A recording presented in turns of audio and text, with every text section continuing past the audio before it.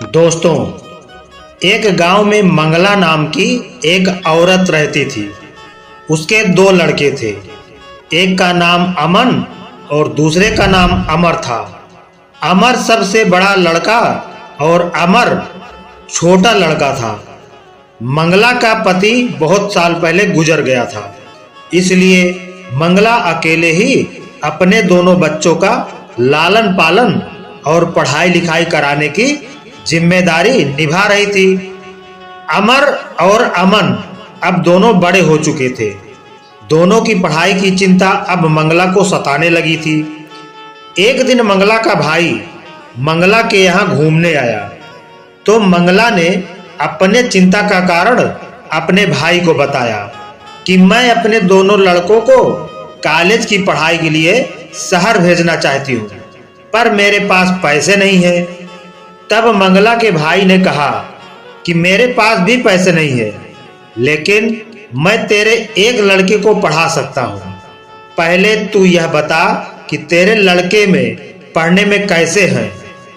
तो मंगला ने कहा, बड़ा वाला लड़का पढ़ने में तो अच्छा नहीं है, लेकिन छोटा वाला लड़का अमन पढ़ने में बहुत अच्छा है और होशियार भी है। यह सुनकर मंगला के भाई ने कहा कि तू दोनों को पढ़ाकर पैसे बर्बाद मत कर, अपने छोटे बेटे को शहर भेज दे। उसकी पढ़ाई का खर्चा मैं देख लूंगा, क्योंकि वह पढ़ने में होशियार है, इसलिए उसे ही आगे पढ़ाना चाहिए। और तेरा बड़ा लड़का अमर पढ़ने में होशियार नहीं है, तो उसे यही गांव में कोई नौकरी चाकरी लगवा दे। यह नौकरी करके कुछ पैसे कमाएगा और तेरे साथ रहकर तेरी सेवा भी करेगा। मंगला को अपने भाई की यह सलाह बहुत ही पसंद आई। उसने भाई की मदद से अपने छोटे लड़के अमन को पढ़ाई लिखाई के लिए शहर भेज दिया और गांव के सरपंच से बात करके अमर को गांव के ही एक छोटे से ढाबे में रखवा दिया। गांव के ही ढाबे में अमर काम करने लगा और थोड़े थोड़े पैसे कमाकर माँ की घर चलाने में मदद करने लगा। इधर शहर में अमन की पढ़ाई भी पूरी हो गई और वह शहर के एक बहुत बड़े फूड होटल में मैनेजर की नौकरी पा गया। यह खुशखबरी सुनाने के लिए वह गांव आ गया और अपनी माँ और भाई को मिठाई खिलाकर उसे अपनी नौकरी लगने की बात बताई। उसने अपनी माँ को बताया कि उसकी शहर में एक बहुत बड़े फूड चैन होटल में नौकरी लग गई है। माँ ने पूछा, यह फूड चैन होटल क्या होता है? तब बड़े लड़के अमर ने बताया कि ऐसे होटल जिनकी शाखा अलग अलग शहरों में खुली होती है, ऐसे होटलों को फूड चैन होटल कहते हैं। यह सुनकर मंगला ने अपने छोटे बेटे को खूब आशीर्वाद दिया। अगले ही दिन अमन अपने बड़े भाई और माँ को लेकर शहर आ गया और तीनों मिलकर शहर में रहने लगे। एक दिन शाम को काम खत्म करके अमन जब घर आया तो उसने अपने बड़े भाई और अपनी माँ को बताया कि आज रात को हमारे होटल के पास हमारे यहाँ डिनर के लिए आ रहे हैं। माँ ने कहा, यह तो बहुत अच्छी बात है, तू बाजार से सब्जी भाजी ले आओ, मैं उनके लिए खाना बना देती हूँ। तो अमर ने माँ को मना कर दिया कि माँ, तेरी तबीयत ठीक नहीं रहती है, इसलिए अमन के बास के स्वागत के लिए मैं खाना बना दूंगा। अमन अच्छी सैलरी वाली नौकरी करता था, इसलिए वह थोड़ा घमंड में रहता था और अपने बड़े भाई को कम आका करता था। उसे लगता था कि उसके भाई को कुछ नहीं बनाना आता और वह हमेशा गरीब का गरीब ही रहेगा। अमन ने ताजुब से बोला कि तुम खाना कब सीख लिए और क्या तुमसे खाना बनता भी है? तब अमर ने कहा, हाँ, मैं गांव में एक छोटे से ढाबे में काम करता था, वहां रहकर मैंने खाना बनाना सीख लिया। तुम चिंता मत करो, तुम्हारा बॉस जब मेरे हाथ का बना खाना खाएगा तो उंगलियां चाटता रह जाएगा।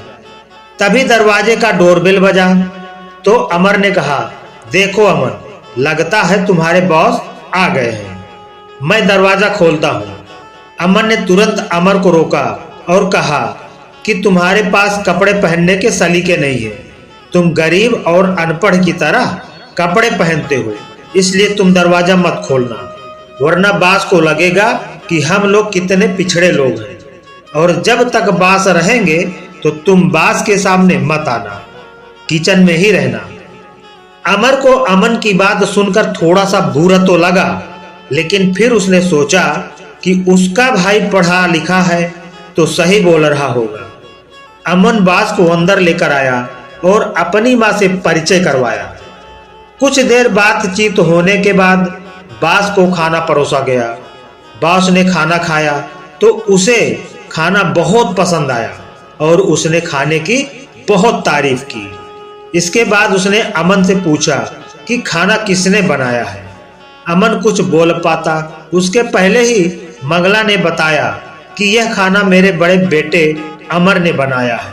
वह खाना बहुत ही स्वादिष्ट बनाता है। बास ने अमन की ओर देखा और बोला, तुमने अपने भाई से तो मुझे मिलवाया ही नहीं। मैं तुम्हारे भाई से मिलना चाहता हूँ। वह बहुत ही स्वादिष्ट खाना बनाता है। इसके बाद अमन ने भारी मन से अपने बड़े भाई अमर को बुलाया।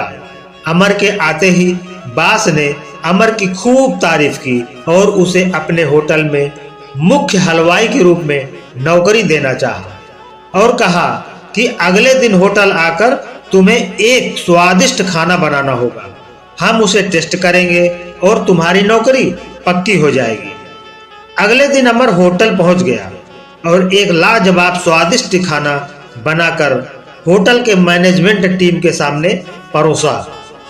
होटल की मैनेजमेंट टीम ने जब उस खाने को चखा तो उन्हें वह खाना बहुत ही स्वादिष्ट लगा। तभी बॉस ने अमर से कहा कि मुझे तुम्हारा स्वादिष्ट बनाया हुआ यह भोजन बहुत ही अच्छा लगा, लेकिन मुझे दुख है कि तुम्हारा भाई तुम्हें यहाँ नौकरी करता हुआ नहीं देखना चाहता।